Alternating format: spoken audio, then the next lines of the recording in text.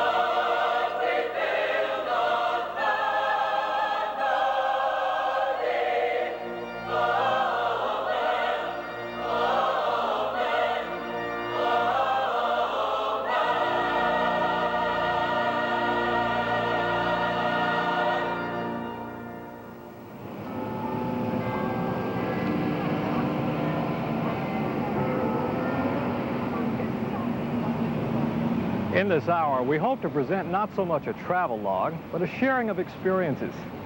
This trip to England, Scotland, and Wales was made by a group of 60 exceptional young people, many of whom had made this same type trip before. This is the Furman Singers' third trip to Europe. In 1974, a group went to Romania in the Ambassadors for Friendship program. And in 1976, the group went to Germany and Austria with a program of American music for the bicentennial year. This year, there were 4 scheduled concerts, but don't think for 1 minute that's all the singing that was done.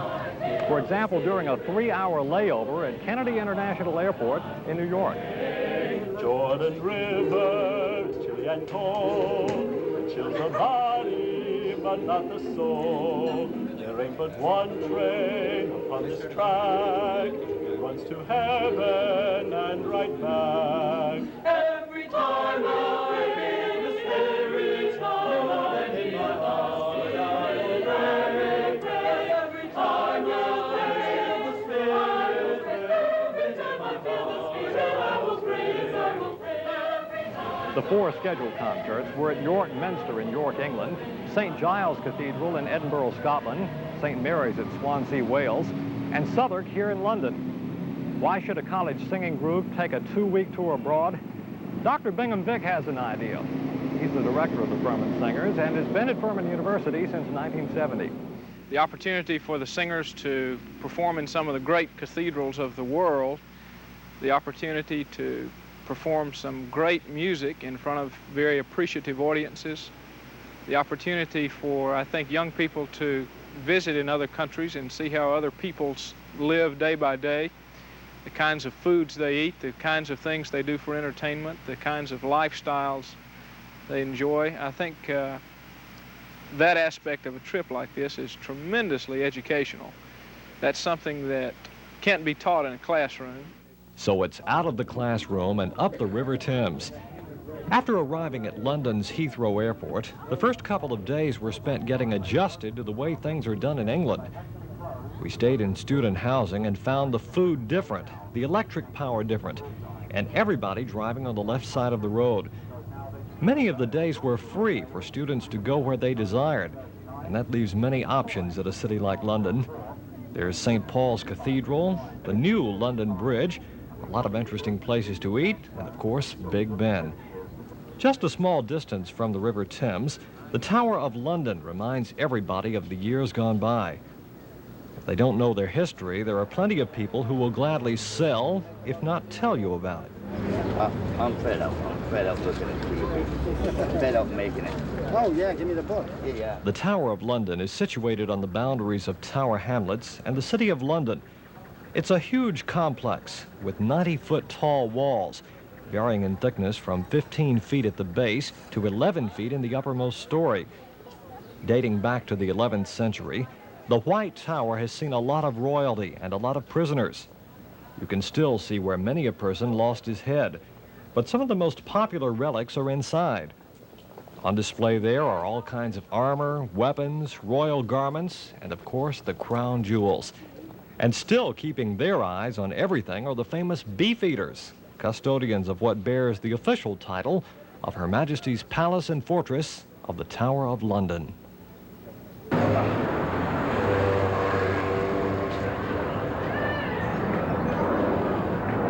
The first stay in London was not a long one, only 2 nights. Just as we were getting situated with 240 volts and 50 cycles, it was time to leave for York, the site of the first concert. The trip to York was the first good exposure to our bus drivers, Graham Burns and Ray Appleyard. They insisted it was everybody else who drove on the wrong side of the road, not them. We found that in England, though, it's tough to be a coach driver.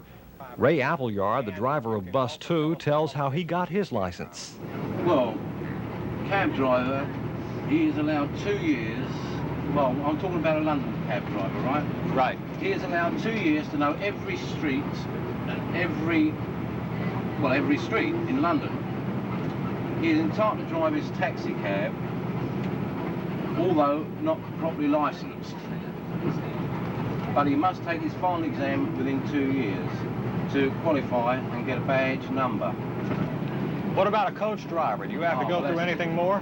Well, that's a little different, that is. I mean, you go for a pretty stiff medical. I would say the medical is probably stiffer than the service medical for any of the service requirements. I mean, I broke my neck. I'll give you some idea. I broke my neck in an accident, you know, and it took me 7 years to get over the accident itself, free from pain or anything like that. But my license was revoked. My actual driving license, my PSV driving license was revoked. But my driving license, I could still drive with a broken neck in a car. Hey. Well, when I reapplied for my medical, for my PSV license back, I had to sit before three board inspectors. Each licensing authority has a board of doctors, and they rubber stamp fit, unfit, recommended rest for so long. And as you can see, my neck's in one place and I'm still driving. Have you run into many people from, say, South Carolina, Georgia, and North Carolina over in the States? Well, I haven't killed any yet, if that's what you mean.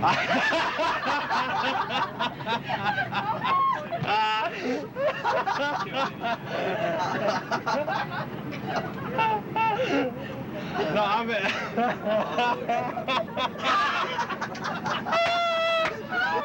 After our arrival in York, it was a short wait before dinner was served in the dining hall of Alcuin College at the University of York.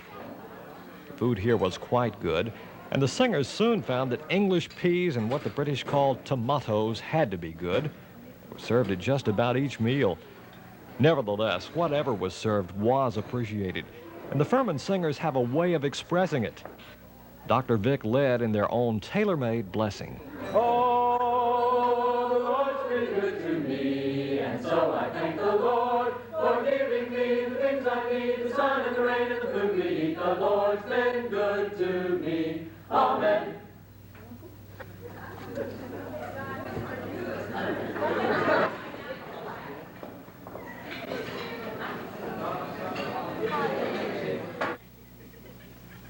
Many an institution of higher learning is open and folded in York, but since 1962, the University of York has been on solid, stable ground.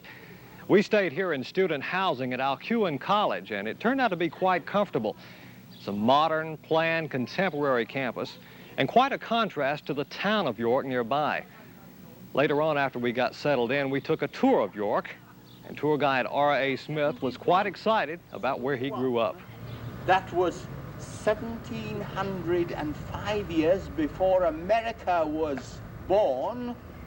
Remember that? This was 1705 years old, this city, when America was born. Anyway, the thing is, in 71, the Romans, they'd already landed in this country earlier on, in about 43. They wanted to have a fortress here because unless they had some strong place here, they couldn't cope with these lawless people, the Brigantes. So they came over from Lincoln, the 9th Legion, under Quintus Petilius Cerealis, and they founded a fortress here, and you are standing in that fortress now. You see, actually it goes along that wall there. But of course the first rampart would be just mud and earth, and on top of it would be a lot of timber. That was what it was. York is an old city, and the ruins of the Roman Empire can still be seen. These tombs were dug up about 100 years ago and can be seen from time to time while walking near the old Roman wall. Now the walls of York are the most complete in this country. They go around for 2 3/4 miles. There's a break here and there's a break along here. But the big landmark of York is York Minster, a missionary center in the early days of Christianity in Anglo-Saxon England. From the beginning of its history, York Minster was a cathedral because it was the headquarters of a bishop. The present building was begun in the 1220s and took 250 years to complete. None of the men who began, and very few of those who continued the work, could ever have hoped to see their work completed. A look inside with our guide revealed more about York Minster's unique features. But that is the oldest glass. And from 1150 we have glass in this cathedral right up to the present day. All those 800 years of stained glass. Therefore, York is one of the finest places to come to in this country for the study of stained glass. Now, why was all that saved and so much was destroyed in England during the Civil War, particularly the Civil War? Because Cromwell's men went about smashing everything up. Well, actually, York was captured by Cromwell in 1644 after the siege of York. And he would bring his troops in here, and they were barracked in the Minster. But the thing was that the commander of the Cromwellian army was a man called General Fairfax, and he was a York man, and he loved the city, and he loved the Minster. And he made it a dire penalty that any of those soldiers who smashed up the stained glass or other things would probably forfeit their lives. All total, there are 128 stained glass windows in York Minster. One of them, the Great East Window, was painted in 1405. It took 3 years to build, and it's about the size of a tennis court. It contains scenes of Genesis and the Revelation. And to save it during World War II, it was completely taken down. During the post-war restoration, the stained glass window was completely relit. It took another 3 years since it has 250,000 pieces of stained glass. The choir area of the cathedral is right below the Great East Window, and that's where the Furman singers had their first concert. One of the numbers was written near here in the 1400s, a Thomas Tallis anthem. If you love me, keep my commandments.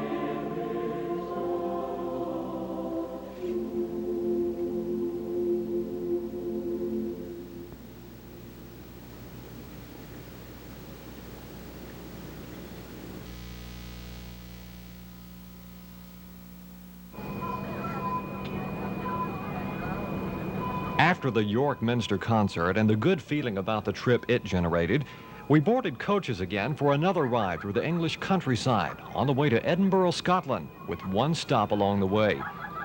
We were passing some pretty historical territory, specifically Hadrian's Wall, built by the Romans centuries ago. It's being kept by the British government, and quite a few cows that graze on fields surrounding it. We were lucky to have on the trip somebody who knew something about the wall, like Dr. Albert Southern, a very well-respected retired Furman professor. We reaped the benefits of his 4 previous trips to Europe. I believe it's about 73 miles across at the most narrow spot of the whole of the England, of the island, built in 120 AD by Hadrian, the Roman ruler, with a lot of troops, of course. Across the wall, every 100 yards or so, there's a lookout, there's a guard station, and they had troops there. And then across the wall, there are several forts. We are now at the Chester Fort. This is one of them. I'm sure they had several thousand troops stationed here, soldiers stationed here. The wall was to prevent the invasion of the Scots and the Picts. Now, the Romans tried to move a little further north, but the Picts were too much for them. They never could get any further north than this. Most of the wall has been demolished, been torn down. They built houses out, they built fences out, they built churches. But sections of it still stand in various places across all the way from Carlisle to Newcastle. This was about the 2 terminal points of the wall. Now, at this fort, let's see, on down the river, there's a bathhouse. So there's a bathhouse. I think what we just seen is the administration building. Over on the other side are some barracks building. It was a barracks building. The wall was about 5 or 6 feet high and 4 or 5 feet wide, enough for soldiers to walk along the wall. And you can see that there's a lot of cut stone.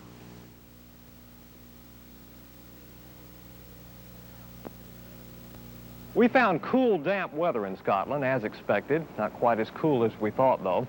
Edinburgh is Scotland's oldest city. It's also the home of Holyrood, which is the Scottish royal palace. It's also the home of St. Giles Cathedral, located downtown in Edinburgh, a place where there's been a church of some kind since the year 854. This cathedral was dedicated in the 1200s and was continuously expanded on through the 1400s.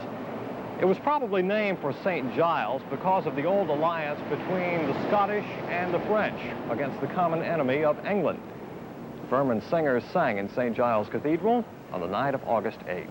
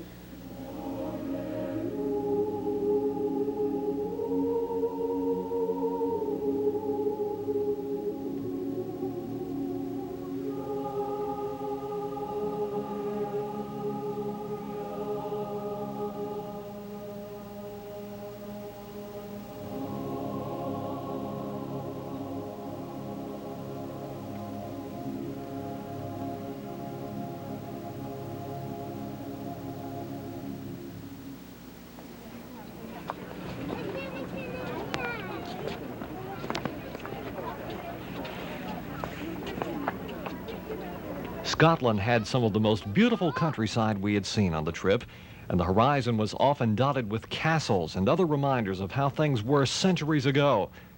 One of the places we visited was more than a castle. It was and is a palace, and we got to go through it. Our guide, Kenny Robertson, was about as Scottish as one could get and told us of events Edinburgh's royal palace had seen. Well, it was where Mary, Queen of Scots, our 16th century Roman Catholic queen, lived. And you have her apartments on the second floor, especially the famous supper room, a small turret room where her Italian private secretary, David Rizzio, was murdered on the 9th of March, 1566. Yeah, we just passed over that and got to see that. Yes. Those that went inside, we didn't get to take this camera equipment. Who lives here now? Well, the Queen comes here for her state visit each year. And it's just 4 weeks ago now since the Queen left the palace at the end of her state visit for this summer. We just missed her. You missed her, yes. She must not have heard we were coming. No, I'm afraid she didn't. How long did it take to build this palace? Well, the old wing on the right dates from 1503, and then the front on the other side are almost 300 years old now. The Scottish kilt is alive and well in Edinburgh, and Kenny Robertson seemed to be mighty proud of his. Not just the kilt, though, but the entire outfit has a special meaning to him. Well, you have the double apron at the front, which is plain, and then, if I can turn round, you get all the pleating at the back, and you get the same design with all the pleats at the back as you do at the front, which is plain. And that is where the skill comes in making a kilt. Because if you make the slightest mistake, the rear design won't balance exactly with the front, and that's all wrong. Now, you have no pockets in a kilt, so the gentlemen only are entitled to wear this sporran or purse to carry money or anything else in it. I've got my cigarettes and my house keys and so on here, and some money. And it's wrong for a lady to wear a sporran. I can't give a reason, but my own theory for what it's worth is that if a lady had a sporran with money in it, she might tend to become rather extravagant. So no sporran for a lady. After 3 nights in student housing in Edinburgh, where, by the way, we found 3 different types of power plugs within a 5-foot radius, we left for the long drive back through England to Swansea, Wales. We already knew this day was to be a long one, but had no idea how long. Somewhere on an English motorway, bus 2 blew something big enough to really hold up the works. We stopped at an English truck stop for a bite to eat, and the Furman singers found another way to keep occupied during the wait for a new bus. We don't know how much exposure to Virginia reel square dancing the British had before that day, but they knew we were Americans by the time we left. It was a real English hoedown with Melissa Dupuy on the banjo and Jane Swindler on guitar.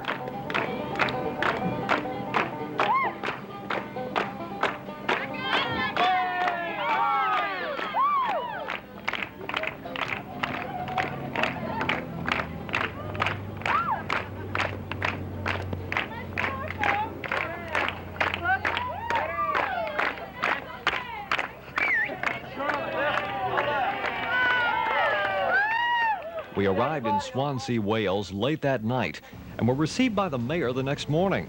And that was a surprise, too. Swansea's mayor is a lady. Her name is Susan Jones, and she had quite a reception for the Furman singers after a tour of the city. It was coffee, tea, and a warm welcome from the city's chief executive, who seemed quite pleased to find that there is also a Swansea in South Carolina. She chatted candidly with Furman Singers director Vick, President John Landrum, and organist Karen Brown. I'm only sorry that your stay is a sort of whistle-stop tour you do, isn't it? I'm afraid so, yes. It's rather sad that you can't stay longer, because I'm sure you would find Swansea a wonderful place to stay. You Yes. wouldn't ever want to get away, actually. And it's very interesting to note that you have a Swansea in South Carolina, which I must confess I didn't know. I knew of the Swansea, Massachusetts, but not that there was one in South Carolina. Well, maybe you can come visit Swansea, South Carolina sometime. Have bag, will travel. It would be a lovely idea if I could visit all the Swanseas in the world.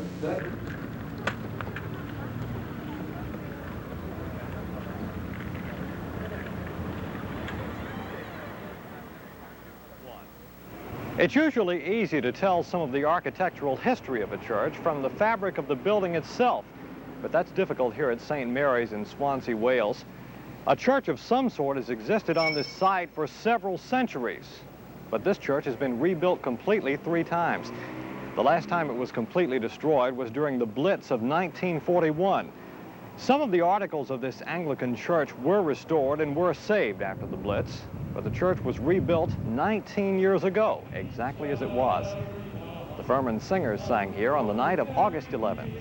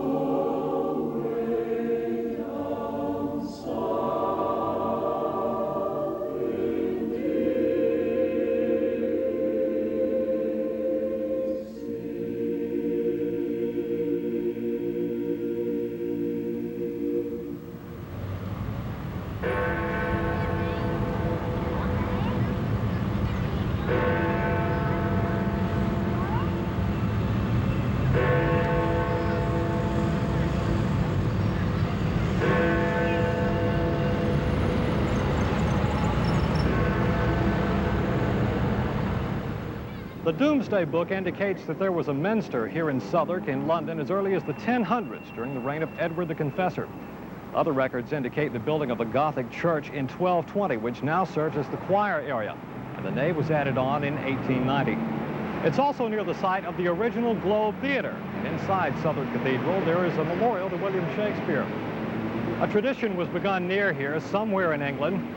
It said that during the performance of Handel's Messiah, the king got tired and stood up, just in time for the Hallelujah chorus. Since the king stood up, everyone else stood up. And that tradition is held through for centuries. The audience also stood when the Furman Singers performed here on the night of August 13th. Oh,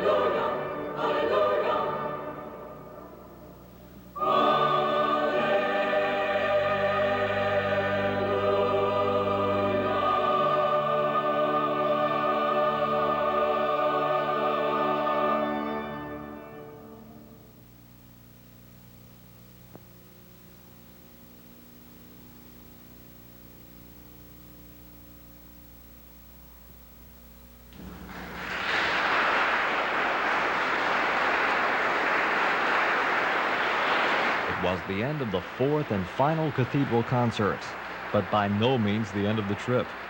The Southwark concert in London, though, was an emotional milestone. It was the last of a series of musical experiences, singing in places that had been the focal point of the finest in music for centuries. Cathedrals with an acoustical ring that words can't describe. Some of the concerts had 500 and 600 persons attending. At York Minster, many had to be turned away. The next day was another day of free time sightseeing in the morning. Something to look forward to that night. Mid-afternoon, the singers left London for a 75-mile journey to Rye, where a festive dinner was waiting. After a brief stop in Canterbury and a visit to what for many singers was their 7th cathedral of the trip, we arrived in Rye early in the evening.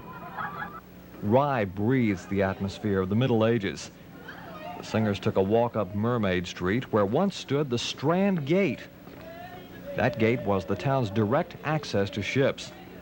At times, there were 200 ships off the coast of Rye, for many centuries the most important cross-channel port. The steep cobblestone street led the singers to the Mermaid Inn, a place famous for its past associations with smuggling. The Mermaid Inn has been around for centuries. It had to be in order to be rebuilt back in 1420. It received the Queen's Award to Industry in 1973, 400 years after a visit from Queen Elizabeth I. A lot of other famous people have been there, including James Bond during a film segment of 007 and the motion picture Goldfinger. And that's where the Furman singers had their festive dinner on the night before the flight back to the United States. Well, we're not into it. The festive dinner was a happy occasion and a good time to honor a special request from tour coordinator Harold Ingham. There's an old nursery rhyme in England about Tommy Tucker who sang for his supper. Now, there's no reason you should sing for your supper, you've already paid for it. But I would like, especially for my daughter and son-in-law, one or two friends who are here who haven't heard you sing, haven't had the privilege of hearing you sing, I would like to request, if I may, Dr. Vick, I'd like to request that you might sing two of these spirituals that I think you sing so supremely well, Every Time and Swing Low, Sweet Chariot. Every time I feel the Spirit moving in my heart, I will pray. Yes, every time I feel the Spirit moving in my heart, I will pray. Up on the mountain, all was cold. Out of his mouth came fire and smoke. Looked all around us.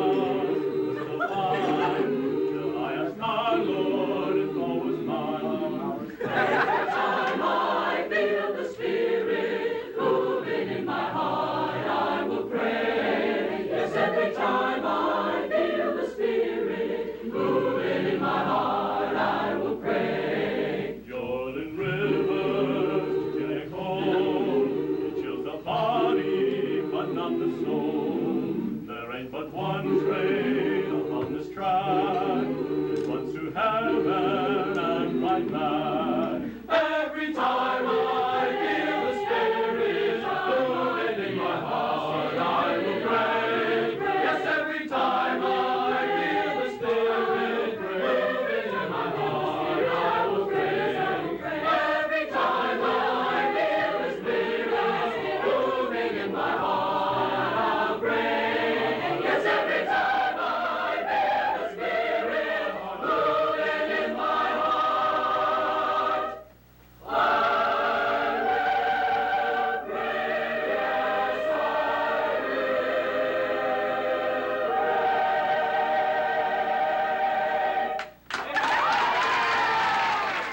It was also a time for some choice comments to and from our coach drivers, Ray Appleyard and Graham Burns. In the United States, there's no way that we could make Ray a knight because he's done such a great job. But instead of making you a knight, we'll make you an honorary basso profundo.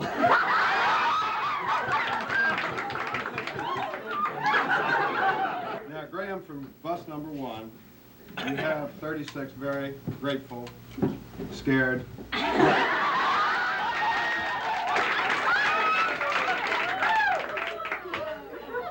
can't say anything. We've already said, I think, everything that we can say. We both agree you are the finest group that we've ever travelled with, and we gladly travel anywhere, anytime with you. All right. Music seemed to come out of the woodwork during the festive dinner. That included the Furman Singers' own brand of barber shopping, from the Mosquitoes. Here we are, you and I, all dressed up tonight. And pardon me if I say we look fine, look fine. Your new gown, my new hat, makes one memory bright. The first time that you told me you were mine, oh mine. When I wore my daddy's brown derby, and you wore your mother's blue gown, we made believe we were husband and wife. That first little kiss I remember for life. Then you took my arm as we strolled up and down. We were the happiest party. When I wore my daddy's old brown derby, and you wore your mother's blue gown, blue gown. When I wore my daddy's old brown derby, it was a battered and a tattered old hat, and you wore your mother's faded blue gown. It was a faded but a lovely blue gown. And then we made believe it or not that we were husband and wife. You like that first little kiss I remember the rest of my life. You took my arm as we strolled up and down. We were the happiest, funniest kids in the town. When I wore my daddy's old brown derby, and you wore your mother's blue gown. You wore your mother's blue gown, your mother's blue.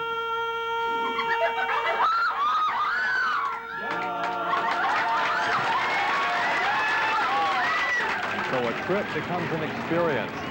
A 2-week experience of enjoying neighbors abroad, your own close friends, and sharing together the gift of music in 4 of Europe's most beautiful houses of worship. Ask any Furman singer. They might just tell you it was their finest hour.